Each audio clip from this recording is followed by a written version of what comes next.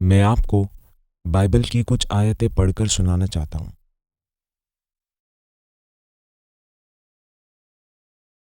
पहली आयत है कोरिन्थियों के पहले पत्र में अध्याय 14। हम आयत 1 से पढ़ेंगे। प्यार का अनुसरण करें और आत्मिक वरदानों की लालसा करें, विशेष करके भविष्यवाणी की अभिलाषा करें। वो कहता है प्यार का अनुसरण करें। ग्रीक में यह शब्द अगापे है। इसका मतलब है प्यार करना, प्यार के पीछे जाना और लालसा रखना आत्मिक वरदानों के लिए, विशेषकर अभिलाषा करें भविष्यवाणी की।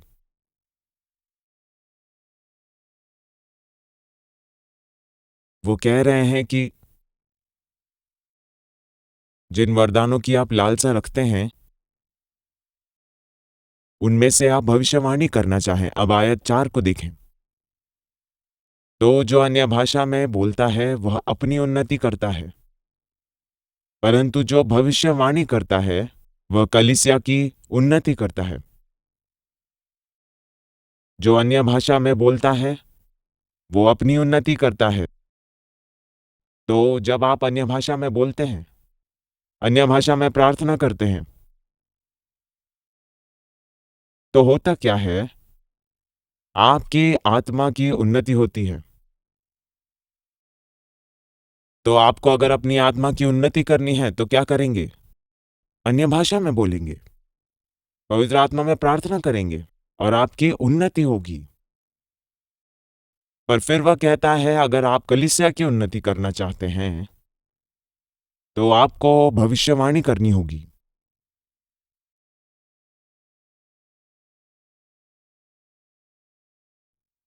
जो अन्य भाषा में बोलता है वह अपनी उन्नति करता है, परंतु जो भविष्यवाणी करता है वह कलीसिया की उन्नति करता है। बेशक अगर आप अगली आयत को पढ़ेंगे तो वो हमें बताता है कि जब आप अन्य भाषा में बोलेंगे और आपके पास अन्य भाषा में संदेश है और आपके पास संदेश है कलीसिया के लिए और वो अन्य भाषा में है, तो बस प्रार्थना करें कि आप उसकी व्याख्या कर सके, ताकि अन्य भाषा में मिला हुआ संदेश और उसकी व्याख्या तो दोनों मिलाकर भविष्यवाणी के बराबर हो जाए और इस तरह से कलीसिया का उत्थान होगा। मैं चाहता हूं कि आप आयत 12 पर जाएं। मेरे लिए पढ़ें, 1-2 पढ़ें।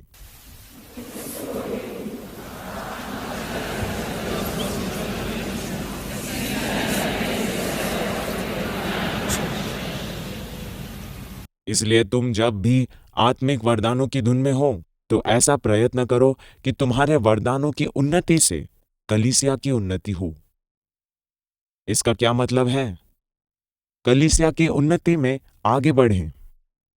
तो संतों वहां आपको कलीसिया की उन्नति के 2 तरीके बताता है। वे कहते हैं या तो भविष्यवाणी करे और अन्य भाषा और उसकी व्याख्या एक साथ करने से।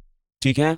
तो वह चाहता है कि आप उन्नति करें, उन्नति करें, उन्नति करें कलीसिया की बेहतरी के लिए। बहुत बढ़िया। आयत 39 पर जाएं।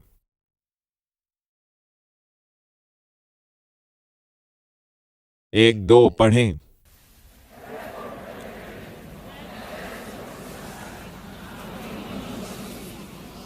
तो देखा, वे अन्य भाषा में बोलने वाली बात को छोटा नहीं समझते। वे कहते हैं अन्य भाषा में बोलना बंद ना करें, लेकिन वे आपसे कहते हैं किस चीज की लालसा करें? वे चाहते हैं कि आप इच्छा करें भविष्यवाणी करने की, ताकि आप कलीसिया की उन्नति कर सकें।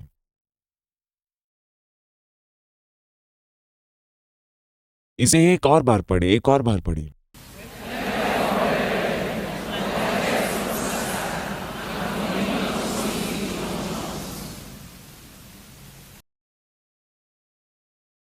ये कितना जरूरी है, यह कितना जरूरी है।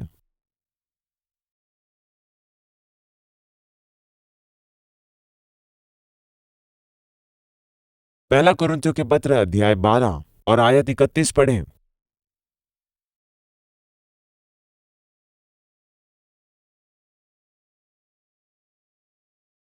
1-2 पढ़ें।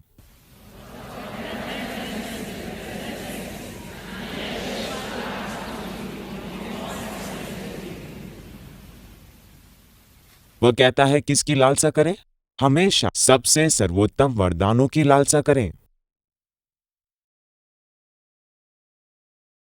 जाहिर है सर्वोत्तम वरदान वे वरदान हैं जो कलीसिया के उत्थान के लिए आवश्यक हैं। वे चाहते हैं कि कलीसिया की उन्नति हो, कि कलीसिया का उत्थान हो।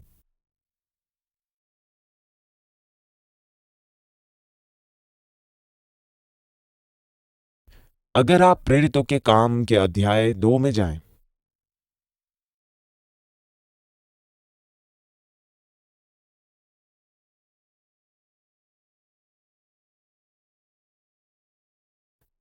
जहां बाइबल हमें बताती है, आयत 1 से, जब पेंतिकोस्त के दिन आए तो वे सब एक साथ एक जगह इकट्ठे थे और अचानक आकाश से एक बड़े वेग की आंधी के समान शब्द हुआ और उसे सारे घर में जहां वे बैठे थे भर गया।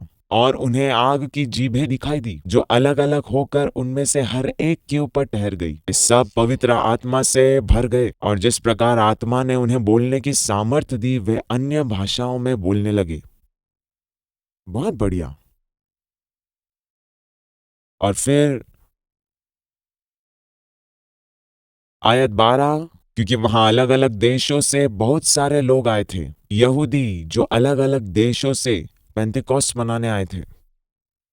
जब उन्होंने यह देखा तो बाइबल आयत 12 से कहती है, और वे सब हैरान हो गए और शक में पड़ गए, एक दूसरे से कहने लगे, इसका क्या मतलब है? दूसरों ने मजाक उड़ाते हुए ये कहा, ये लोग नई शराब के नशे में हैं। लेकिन जब पतरस ने उन 11 के साथ खड़े होकर ऊंचे शब्द से उनसे कहा, हे यहूदियों और यरूशलेम में रहने वालों, यह जान लो और कान लगाकर मेरी बात सुनो।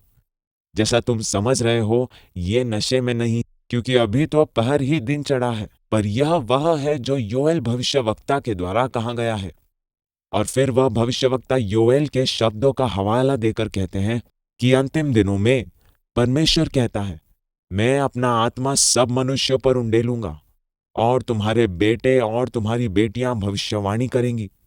तुम्हारे जवान दर्शन देखेंगे और तुम्हारे वृद्ध लोग स्वप्न देखेंगे। और मैं अपने दासों और दासियों पर भी उन दिनों में अपने आत्मा को उंडेलूंगा और वे भविष्यवाणी करेंगे।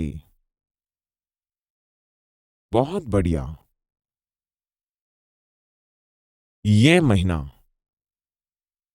भविष्यवाणी का महीना है।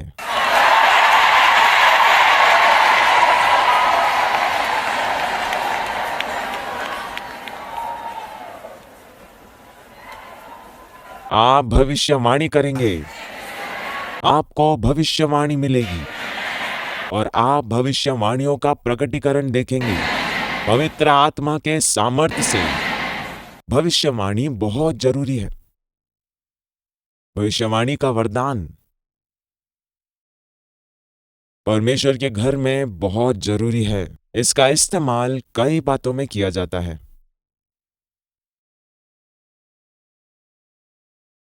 और सबसे जरूरी बातों में से है इब्रानियों के पत्र अध्याय 11 में। मैं आपको आयत 1 से आयत 3 तक पढ़कर सुनाना चाहता हूं।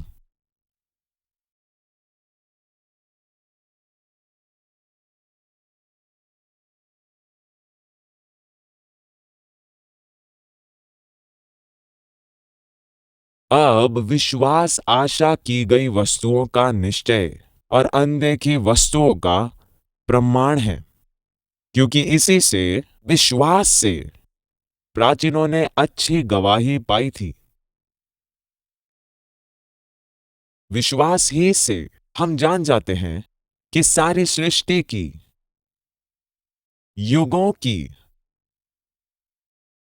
रचना परमेश्वर के वचन के द्वारा, परमेश्वर के रेमा जीवित वचन के द्वारा हुई है। जब आप भविष्यवाणी करते हैं तो होता यह है कि आप उस पल परमेश्वर का जीवित वचन को जारी कर रहे होते हैं। परमेश्वर का रेमा अभी का बोला हुआ शब्द है। इसे अभी का शब्द कहते हैं।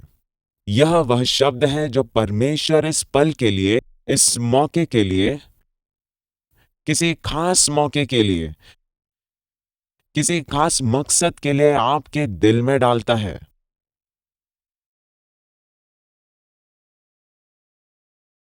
और यह कहता है कि विश्वास से हम समझते हैं। याद रखें, वह हमें सिखाते हैं जो भविष्यवाणी करता है उसे विश्वास के अनुपात के अनुसार भविष्यवाणी करनी चाहिए। यह जरूरी है।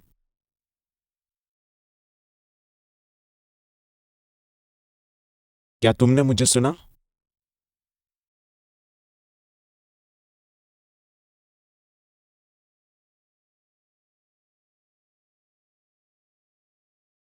अपने विश्वास के अनुपात के अनुसार भविष्यवाणी करें।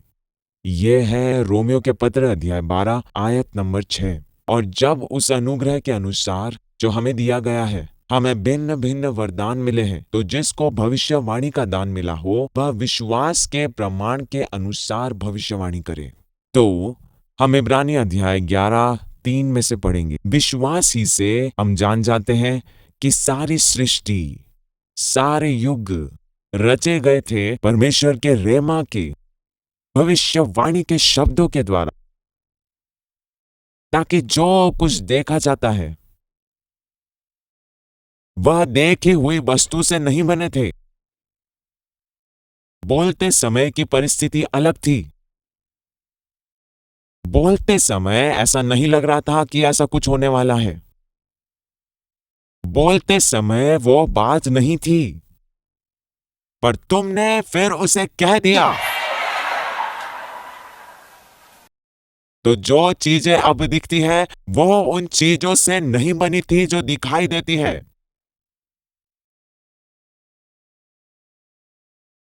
इस महीने तुम ऐसी चीजों को करने जा रहे हो जो वैसी नहीं दिखती थी।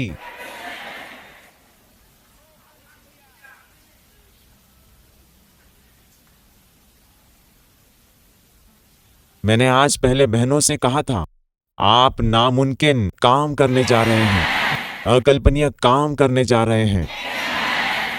हाँ,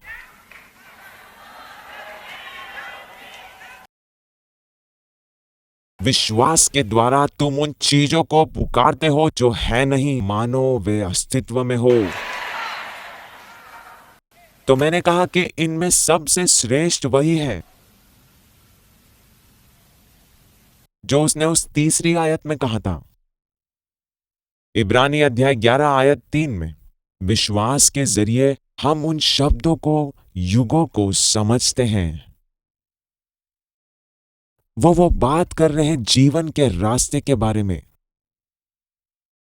जिंदगी में चीजें कैसे चलनी चाहिए, जिंदगी के हालात, चीजें कैसे चलनी चाहिए, वो तरीका जो फॉलो करना चाहिए।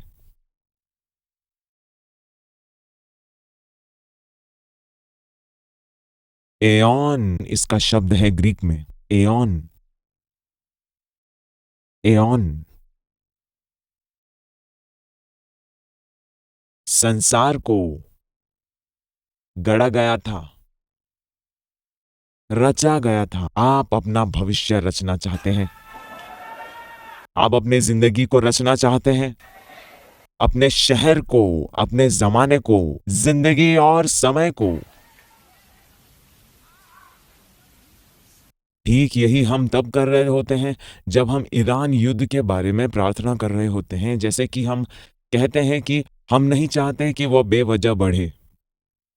हम नहीं चाहते कि दूसरे लोग इस स्थिति का फायदा उठाएं और देशों और शहरों की वो दशा हो जैसा हम नहीं चाहते। तो हम क्या कर रहे हैं? हम चीजों को सही दिशा में ले जा रहे हैं। हम चाहते हैं कि हमारी दुनिया वैसी ही चले जैसा हम चाहते हैं,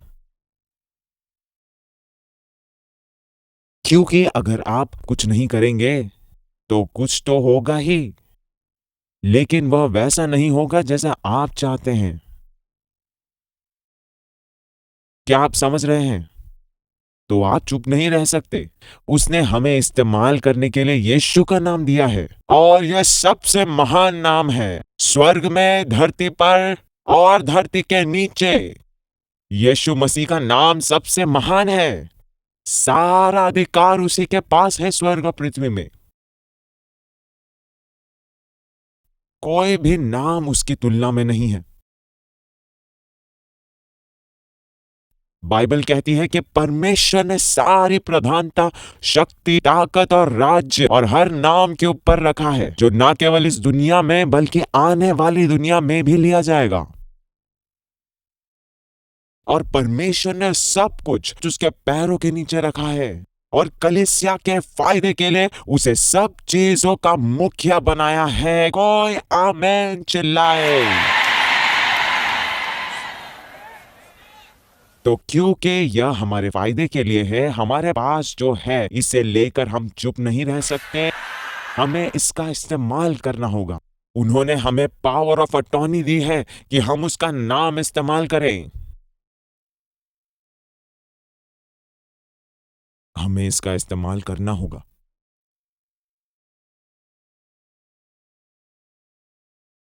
मैं इस समय भी कह रहा हूं कि आप जहां भी हो, हमें इसका इस्तेमाल करना होगा। अगर आप ऐसी परिस्थिति में हैं जिसमें अभी बदलाव की जरूरत है, तो यह ही सही समय है।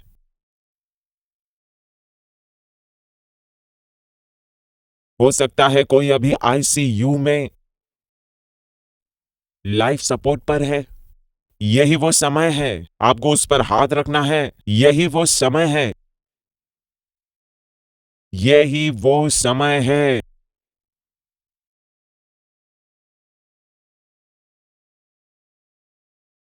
यही वो समय है। हम यीशु मसीह के नाम का उपयोग कर रहे हैं। यही वो समय है। इससे कोई फर्क नहीं पड़ता आपका क्या केस है। इससे कोई फर्क नहीं पड़ता आपके साथ क्या हुआ है और आपके प्रियजनों के साथ। यही वो समय है। यीशु मसीह का नाम उपयोग करें। मैं आज्ञा देता हूँ, बीमारी छोड़कर चली जाए, रोग चला जाए, दुष्ट आत्मा छोड़कर जाए यीशु के नाम में। मैं आज्ञा देता हूँ कि मौत अभी इसी वक्त तुम्हारे अधीन हो जाए और यीशु मसीह के नाम में उस शरीर से बाहर निकल जाए। उस नाम का उपयोग करें इसी समय।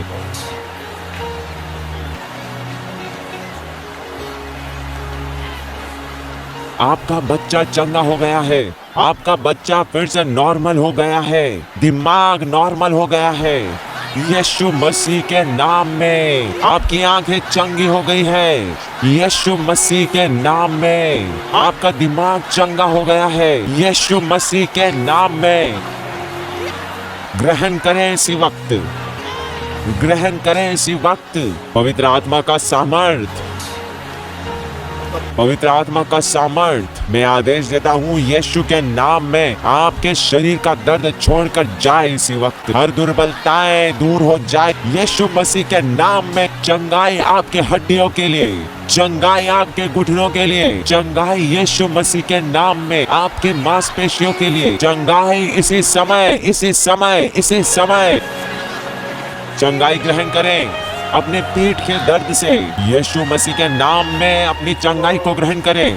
अगर यह आपका पैर है तो अभी अपना पैर हिलाएं और चंगाई ग्रहण करें यीशु मसीह के नाम में। मैं आदेश देता हूं कि पैरों की जलन तुम्हारे पैर को छोड़कर जाए यीशु मसीह के नाम में।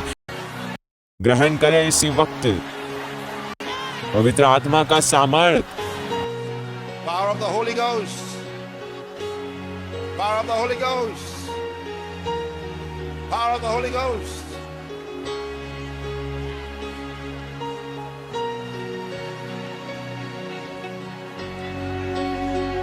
Power of the Holy Ghost.